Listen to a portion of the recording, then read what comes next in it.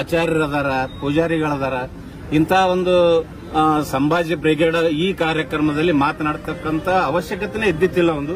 त्यामुळे त्यांना कडक शिक्षा व्हायला पाहिजे, अटक व्हायला पाहिजे आणि शासनाच्या दरबारीमध्ये आपल्या ऍडमिनिस्ट्रेशनमध्ये जे शिक्षा करायचं जास्तीत जास्त त्यांना शिक्षा व्हायला पाहिजे. अशी योग्यता त्या व्यक्तीला अजिबात नाहीये असं कुणीही बोलू नये.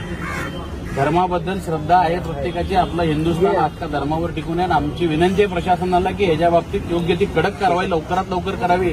स्वामी समर्थ आमचं आराध्य दैवत आहे. रोज सकाळी उठल्यापासून संध्याकाळी रात्री झोपेपर्यंत स्वामींच्या नामस्मरणाशिवाय दिवस जात नाहीत. असे लाखो लोक या देशात आणि राज्यात राहतात.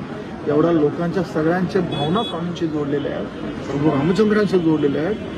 केवळ एक बौद्धिक दिवाळखोरी निघालेली व्यक्ती सामाजिक व्यासपीठावर जेव्हा प्रभू रामचंद्र आणि स्वामी समर्थांना बोलतो, त्या आमच्या श्रद्धेचा विषय, आमच्या धर्माचा विषय.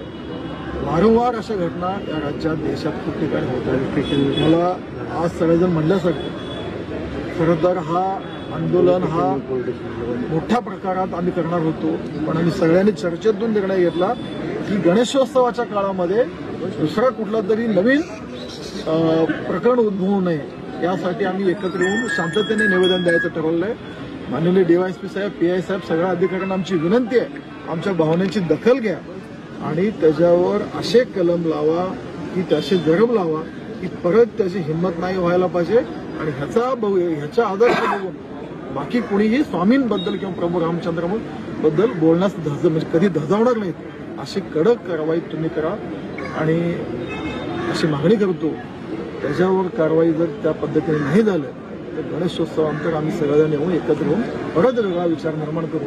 पण तशी वेळ आपण येऊ देऊ नये ही विनंती आपण सगळ्यांना करतो.